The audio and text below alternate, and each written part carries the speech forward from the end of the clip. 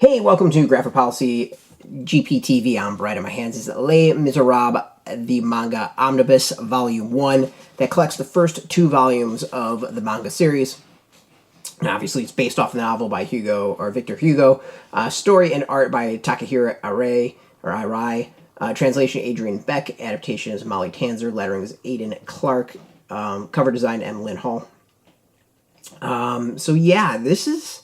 I mean, it's Les Mis. Let's just straight up call it what it is. So I love the musical Les Mis. It's absolutely my favorite musical. It's definitely up there. So very familiar with the story, very familiar with the characters, and kind of was very intrigued by this. I mean, I will fully admit the cover caught my eye. That was part of the reason I was really looked at it.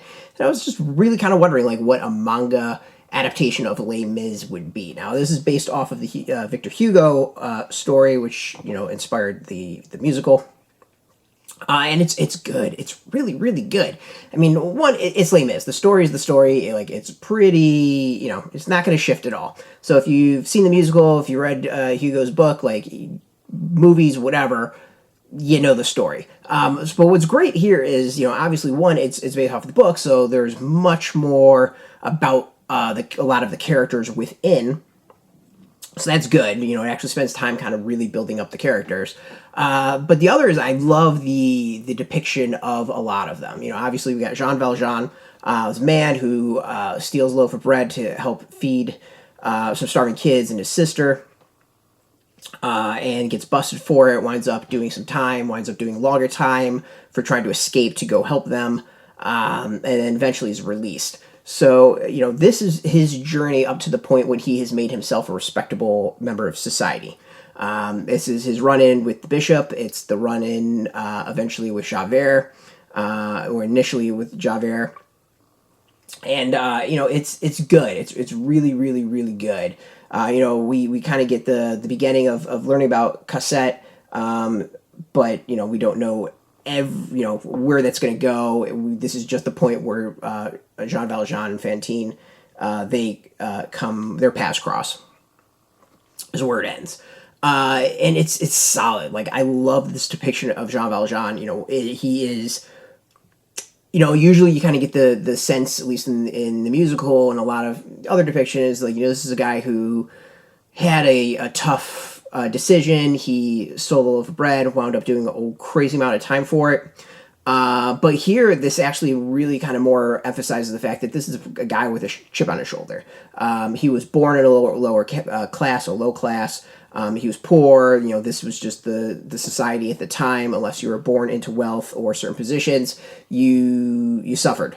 And he was bitter, blaming society. Like, the motivation of him stealing isn't as altruistic in this as depicted elsewhere. The other is it depicts him as a person full of rage. Oftentimes you see him with like a raging lion and kind of like roaring behind him with beautiful imagery. So you get a better sense that like this is the guy who could tear your face off if he wanted. He comes off as much more dangerous, which I think is really intriguing. Javert has his own kind of monster that he gets depicted as. It adds, I think, an interesting depth to everything. The bishop has an expanded role in this compared to like the musical. We learn much more about that character. Spends a lot of time on the character, but you really get a good sense of more of why he does what he does to help Jean Valjean. It's really solid. It's really, really, really solid. And I think the interesting is it not only does a good job of really expanding these characters, but also how haunted Jean Valjean is in his life. I think that's the other thing that's really gets emphasized. Like you can see the visual ghosts for this character. Let me find some of the art, like some art that like really, really pops. Yeah. So it's the beginning of the second chapter is the ruin of Jean Valjean. And we're at this point 24601. I mean, the art is just so good. Like, this is really, really awesome manga. Just fantastic depictions. Yeah, Rage and his beast. You kind of get that sense of the beast wanting to come out. But yeah, this is cool. I mean, for fans of Les Mis, if you've never ever, or if you're a fan of Les Mis, you're gonna want this. If you've never ever experienced it before, this is, I think, a really solid depiction and does a really good job of really focusing and giving depth to these characters and visual depth as well. It's very cool. I can't wait for the next volume. As I said, this is the Omnibus is volume 1, but includes 2 volumes of the manga within. Clocks in at 400 over 460 pages. It's a pretty massive tome. You can go get this now out in shops. We've got a link beneath this video. Put in your zip code, tell the comic shops near you. No shop, no problem. Do we have some links where you can purchase your own? There'll be affiliate links most likely.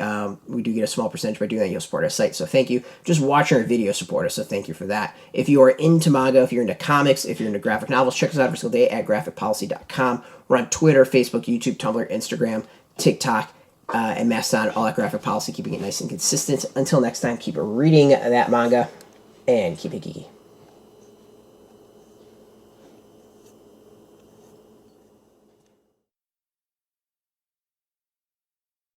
Hey, thanks for watching the previous video from Graphic Policy Television. Just by watching, you help support our site. Thank you so much. Now, if you're watching these videos, you probably care about geeky things like movies, television, comic books, toys, games, video games, you name it. You can go and subscribe right now to our YouTube channel to stay in touch and catch all the new videos, or check out our website at graphicpolicy.com. There's a nice link on this end of the video. But as always, thank you for watching. Keep on rocking and keep it geeky.